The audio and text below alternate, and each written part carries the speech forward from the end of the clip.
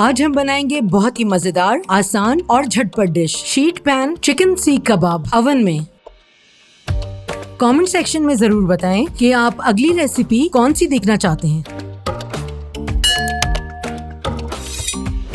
600 gram chicken कीमा, 1.5 teaspoon नमक और कुटी लाल मिर्च, 1 टीस्पून कुटा जीरा, 1 टेबलस्पून कुटा धनिया, 1 टीस्पून गरम मसाला, 1 टेबलस्पून अदरक लहसुन पेस्ट और हल्का रोस्टेड बेसन, 1 बारीक चॉप्ड प्याज, 1 टेबलस्पून कुटी हरी मिर्च, थोड़ा सा हरा धनिया और 2 टेबलस्पून मक्खन डालकर अच्छी तरह मिक्स करें। एल्युमिनियम फॉइल लगे डिश में ट्रांसफर करें। छुरी या कटर की मदद से स्प्लिट करें। ऊपर से इस तरह हल्का हल्का कट लगा दें। ऑलिव ऑयल ड्रिजल करें और प्री हीटेड ओवन में कबाब को सुर्ख होने तक बेक कर लें।